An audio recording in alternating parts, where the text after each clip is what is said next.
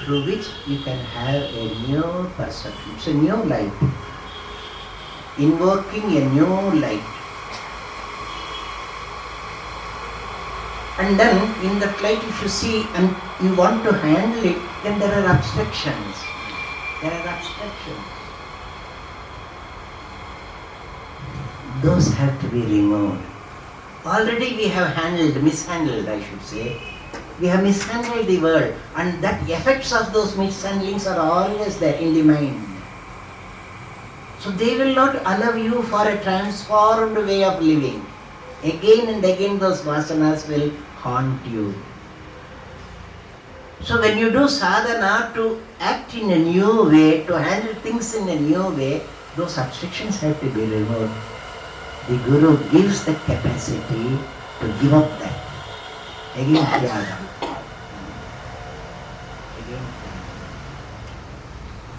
I don't know if you remember in one of these talks, maybe here, I was talking about a sannyasi being a Paramahansa.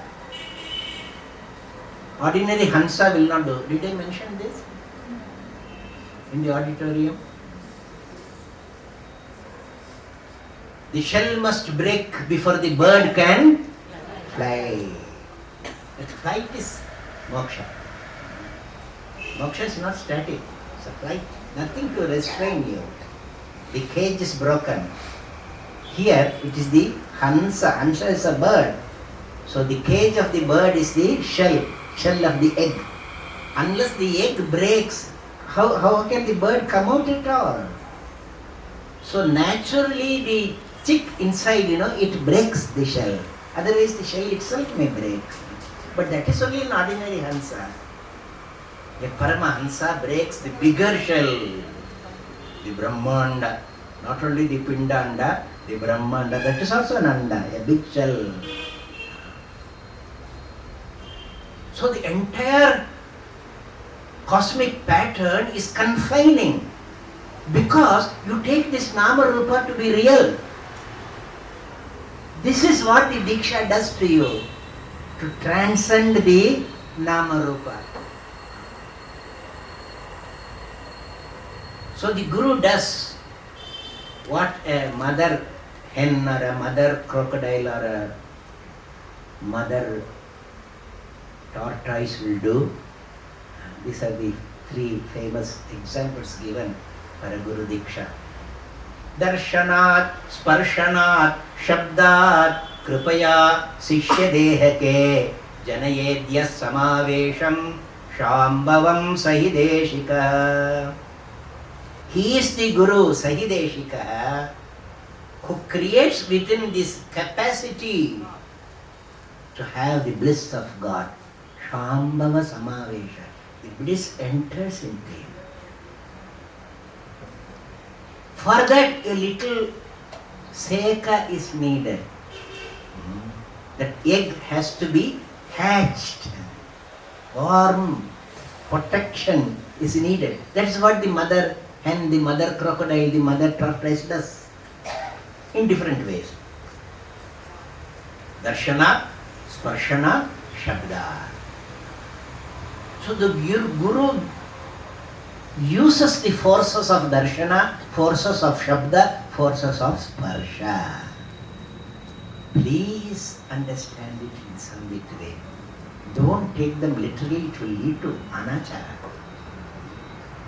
Just as the Guru is not a physical entity, this is not a physical Sparsha. This is not a physical Darshana. Guru gives Darshana, now everything is finished.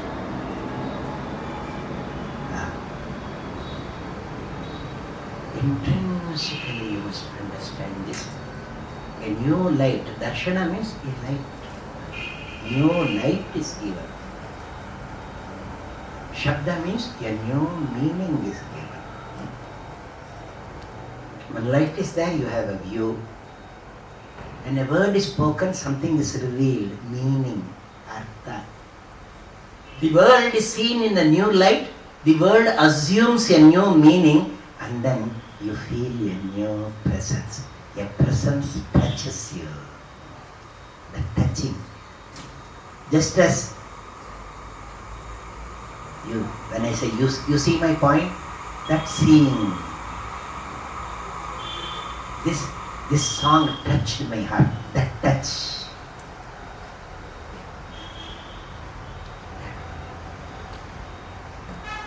So the Diksha alone helps you to stop this wrong way of living in which we have wrong lights, wrong sounds and wrong presence.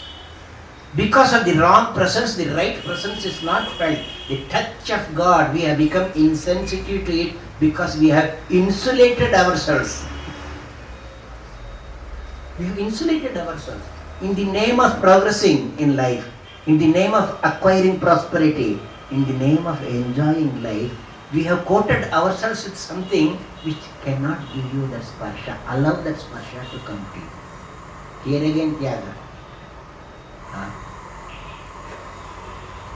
One very wise man told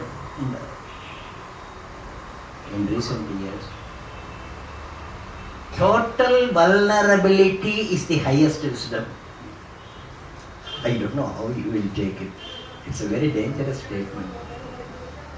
Total vulnerability is the highest wisdom.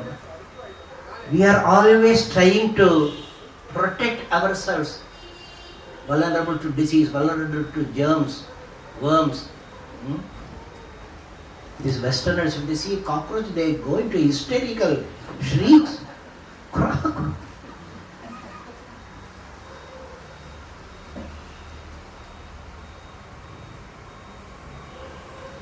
I was in an ashrama long back and I was suffering from severe tonsillitis.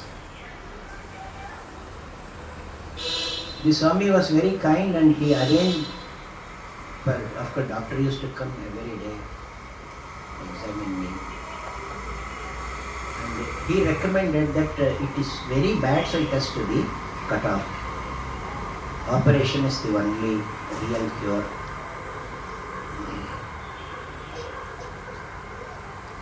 A date was fixed for the tonsillectomy to take place. 2 days before that, I ran away.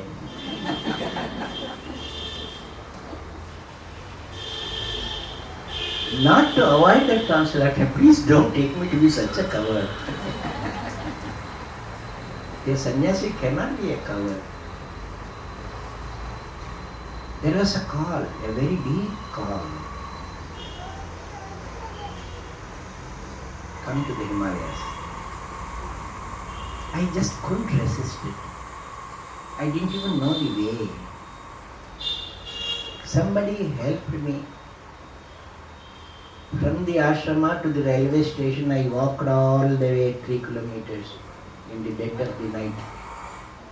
Because the Swami loved me so much, he would not have allowed me to go. I made pranams to the Swami mid of the night and walked all the way there. Mind you, I had severe tonsillitis at that time. And where did I go? To Uttarkashi. When I was settled there and I was in the bliss of in the lap of the Himalayas, the bliss of hearing to Ganga incessantly, Uttarkashi, very holy place.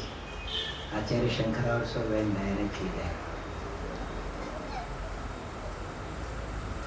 Then I told my brethren, whom I loved very much, because they were searching for me, what happened to you? I wrote to them, I am in Uttarkashi. They wrote back saying, are you mad? You will die there. It is so cold. And utterly penniless, I can't even afford to heat the water and drink. I cannot drink cold water. You will die there. But one has to die. Die so that you may be born to eternal life. I am so glad I refused that insulation, so I was exposed to all those inspirations leading right up to the Himalayas, to the Kailash. I still remember that. Tyaga. So don't be so worldly wise that you will become incapable of receiving the Lord's word, the Lord's touch. We very often do that. So Diksha is needed. Diksha will prevent you.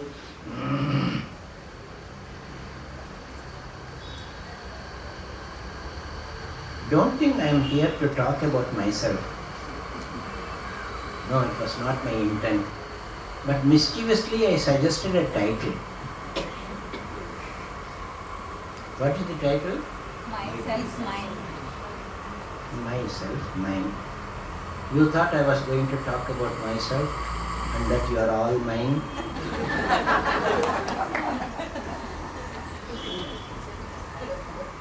A sharp mind would have discovered the catch in that. The heading is my self-mind.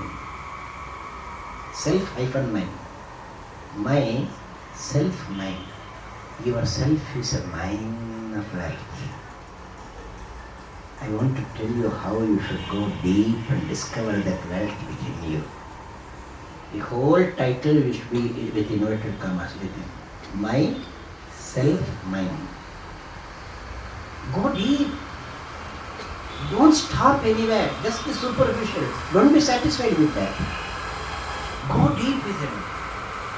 That is why the Diksha is needed, and the Diksha is meant only for you to go deep.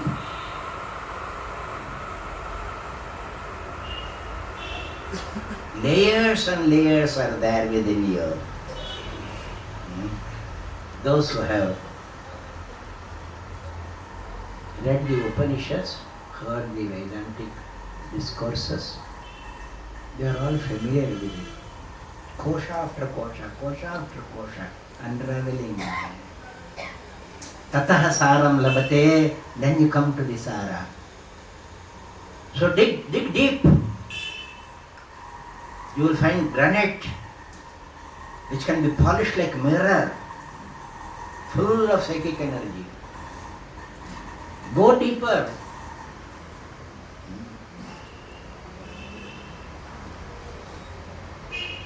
You may come across marble, so pure, which can be nicely chiseled. Go deeper and you may come across crystals, spatika. Don't be satisfied with that. Further you will get diamonds. Don't even stop with that till you come to the ultimate gold. That is the golden jubilee here. Gold mine. Hit a gold mine. Hiranmayena koshena. Hiranmaye pare koshe virajam brahmanishkalam. That kosha you must get.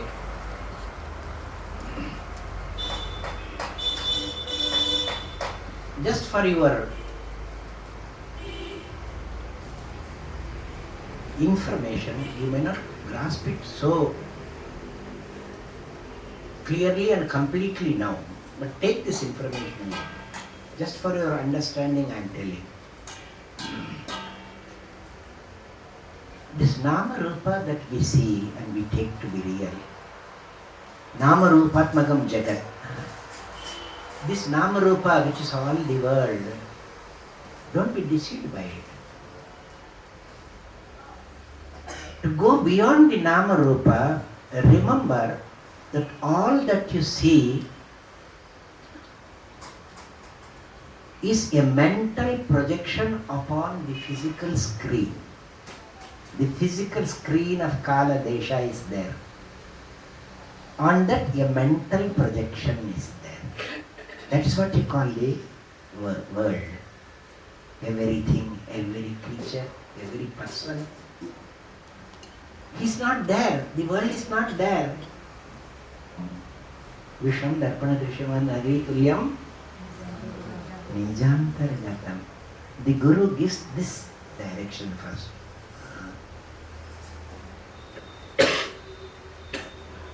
If you remember this, then you will overcome the physical. This is the first layer. They are all mental projections upon the physical screen. Don't stop with that. Take the help from this, take the hint from this, then go on to study the mental projections on the mental screen. These are the thoughts. Mental projections on the mental screen. Sapna. This will give you the assurance, yes, it is my soul that is creating, that is projecting. It is not some magician, Mayavi Vijrambati. This Mayavi is in my mind. So mental projections on the mental screen will help you to control your thoughts because they are your protection. Don't be slave to your thoughts. The cob is not caught in its own web. So you will enter into the state of inward control. Not only that, the mental projections acquire the color of emotions. Emotions are also in the mind.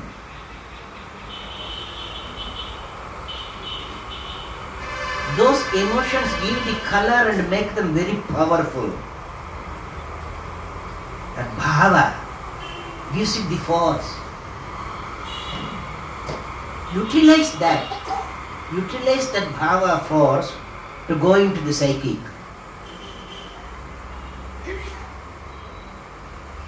Go to that where the psychic projections are there on the mental screen. Psychic projections on the mental screen.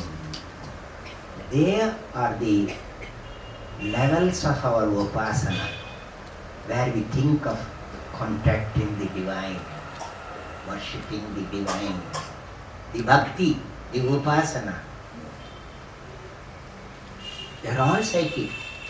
Even the materials that we use for puja and the mantras that we use for japa, the very asana that we sit as prescribed, they are all psychic. These are psychic projections. These are mental projections on the psychic screen. Those psychic forms projected on the mental screen. Because on the mental level only this upasana will come. Now this upasana also will have to deepen. Don't be in that level. Just we do some deva upasana. We have to go to a level where psychic forms are projected on the psychic screen. That will be Aishwarya. That will be the Siddhi, ordinary word Siddhi. That will manifest certain forces within you through which you can go beyond the ordinary laws of the world. Or the so-called Ashtasiddhis. They do not obey the ordinary laws of gravitation or anything like that. Such powers can come, but they are all psychic projections on the psychic screen. This is the psychic level you will come to. Don't get stuck with that. This is the greatest temptation. Ordinary sadhakas, they come and say, nowadays when I do my stotra, tears flow from my eyes. So what? Why are you telling this? Is it an achievement? Are you enjoying it? Beware.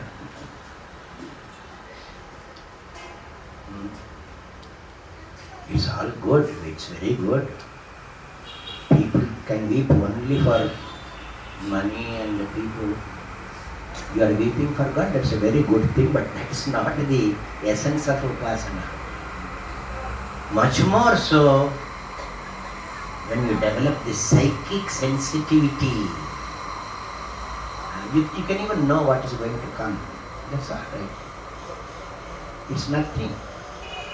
Because your goal is the spiritual, not the psychic. So you have to go deeper into spiritual forms projected on the psychic screen. These are the divine visitations. Deva Darshana. You can talk with God. All saints have done that. Mind you, they are all projections. They are also projections. They are bhavatmaka. They are very helpful. They will stimulate your psyche. Spiritual projections on the psychic screen. Don't stop with that. Don't stop with that. Go deeper till you go to spiritual projections on the spiritual screen. That will be realization. That will be realization. Soham sarvam khalvidam brahma. The difference vanishes. Maybe there is a step further when there is no projection at all. I won't talk about that. This gives you an idea of how you have to go deeper and deeper and deeper. Then only you can understand what the Guru is meaning, rather what the Guru is. You know how Sri Ramakrishna Paramahamsa had the realization? Yes, people were asking him. And he was also, had no hesitation in telling, yes, I was about to cut my head when Bhavatarini revealed herself. How did she reveal? That's what we are asking. He can only say, I was drowned in an ocean of light. I was drowned. I was not there at all, so how can he tell you? But he was aware of an ocean of light. What do you understand from that? Was it a fluorescent light or was it an iridescent light? What light? You can never have a concept of it. It's actually nothing to do with the light which is seen. It was not seen at all. You get my point? So unless you go through all these levels, you won't understand that. In Upasana, we take up some form, Nama, we take up some name of the Lord. Mind you, it is given by the Guru, it is given by the Shastra, not by you. You can't coin a name like that. Because that Guru given name will help you to overcome and go beyond Nama. The Nama Rupa are given up. Appaya Dikshita in his last days, while he is thinking, when he was going to Nataraja at the age of 80, Nataraja temple in Chidambara, it was so hot he swooned and fell down. They brought him home, trying to revive him. He revived only to say that I am getting merged into that Abhati Hataka Sabha Natapada Padma Jyotirmayi Manasime Karunarunoyam. These were the last words of Appaya Dikshita. A golden light is there. The dancer of the golden court, Hataka Sabha, Natapada Padmaha, his lifted foot, golden hue, like a lotus. It is shining within me. He passed away. Can you understand this? Did he see a feet? A raised feet? No. What that Pada is, what that Sabha is, what that Nataraja is, you can never know unless you do this deep experience, that spiritual projection on a spiritual screen it was. The language was like that. That's what he was worshipping. So beware when you take inspiration from these great sayings of the great saints. Yes, even a little understanding it inspires you, but go ahead. Don't think you have understood everything.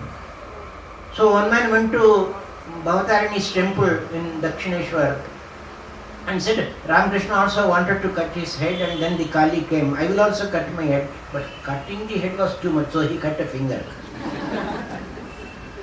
It's a real story.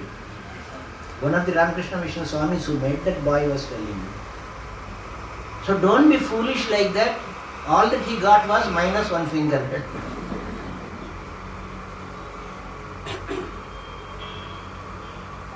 Do we much? go deep. At every stage, you will come nearer and nearer to the understanding of God, and then you will be losing so much of the obstructions which you had created within yourself. Those obstructions should go. You can't be the same sansarika vyakti and then attain to siddhis. If you do that, it's very dangerous. Not for you, for the others. If you had gone there, you would have seen it's a very small shrine, the Garbhagraha, not much place even to do Ashtanga Namaskara, and so much crowd, all of them coming with all the mud in the Ganges. And added to it, the bulls will be wandering there trying to snatch the garland from you. So he came with all this Kanjivaram Pattu or something like that, with that dhoti and Angavastra, with all his retinue, he wanted to offer some gold chain to Lord Vishwanatha. Seeing that, he was saying, unless I do my Sashtanga Namaskara, how can I worship him? How to do Namaskara? That it was all kiched mire.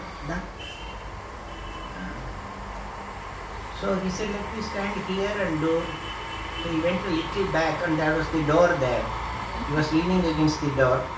The Archaka there told, Aiye, Sethi, Aiye, Chadaye. So he wanted to go and his dhoti got caught in one part of the door.